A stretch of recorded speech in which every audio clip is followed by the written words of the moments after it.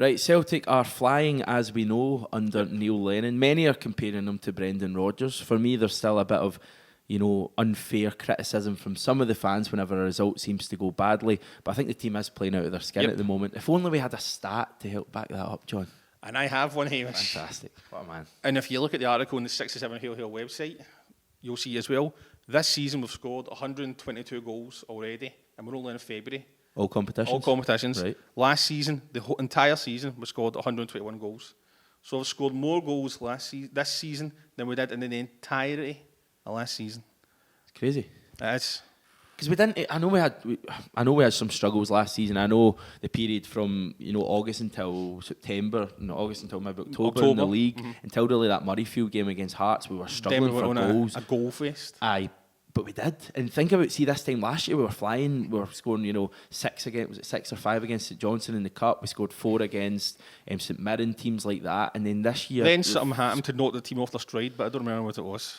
I near that, man. Something to do with a rat, I think, but I can't quite remember. But the way this team this year has scored more goals already. The thing that's most unbelievable about it to me is how cautious we were under Lenny last season when he first came in. I can understand why. Because the remit was just win the league and hopefully win the treble. But nearly every game was like a 1-goal victory. Every game was like a struggle. There was 3-0-0s, didn't we? 3-0-0s. We drew at home with, I think, Livingston and Aberdeen 0-0. Yeah. Look, we needed like a last-minute goal to beat Dundee, who got relegated. We needed that goal in injury time to beat Kelly. We only beat Hearts, last-minute goal. We only needed like a late goal to beat Rangers with 10 men. Every game was a struggle. Even like at the end of the season, like when we beat Kelly, the week before we won the league, when that was only 1-0, we didn't play well. Cup final, struggle. Cup final, there you go. We can beat 1-0, but Eddie, who we've talked about in another video, saved the day. So I think that might be a reason why so many people, one of the reasons, didn't want Lenny to be the manager. I think so. Because the football was just poor.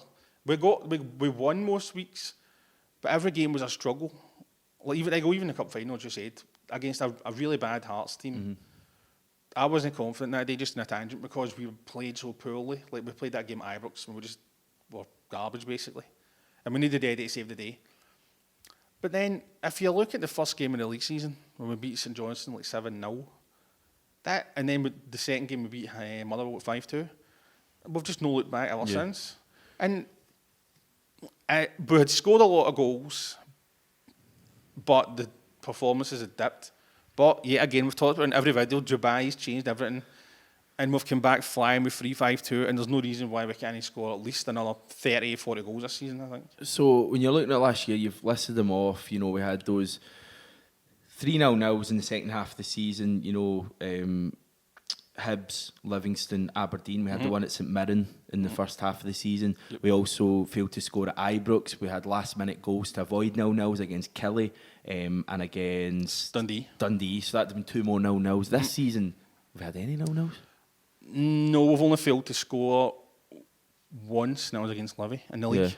So, I mean, where's that come from? Because I know we've signed a few players. El Yunusi's obviously been a very big signing. There's been a big reason for that.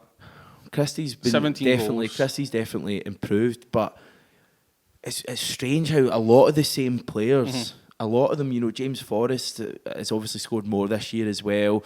Edwards scored a few more, or he's on course to score a few more. Already this season. Yeah. He did last season, 23 this season, 22 last season. So maybe I'm answering my own question. Maybe that's the reason players are scoring more, but we just seem so much more of a threat. And I'm not even talking about just since Christmas or since the New Year when we've had 2 up top. Even the first half of the season, bar most of December, between about the start of the season in November, we were firing goals in. We put 7 past St John's, we put 6 past Ross County.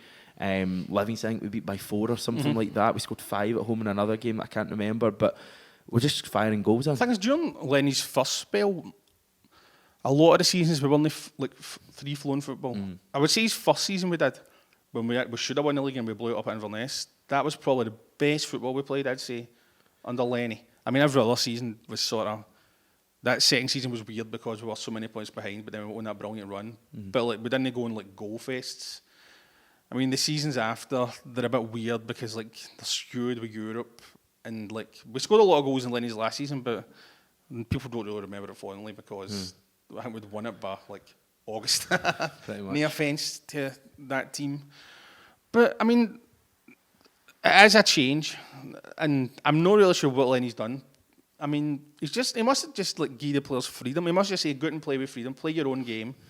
I mean, I'd say the only times we're out to play, like win, is like in Europe.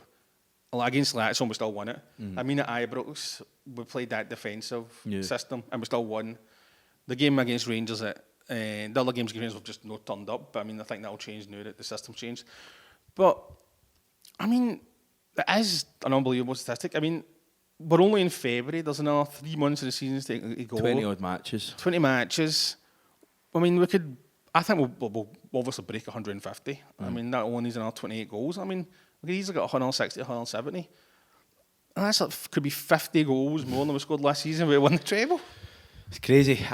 Going on a broader point, I just think Neil Lennon deserves so much more credit than he's getting. And I know that the reaction after the Rangers defeat was massive. And I know I don't think Cluj helped. Yeah, the Champions League exit obviously to Cluj was a struggle as well, and even the Livingston defeat was a bad result. But and those are literally the only black marks. I know. You look at, I think, our last 25 games in all competitions since the defeat at Livy, we've won 23 of them. We lost to Rangers, fair enough, it happens, and we lost to Cluj in a friendly. It didn't matter. I mean, we've won every other one. We've won 23 of the 25 games. I don't know.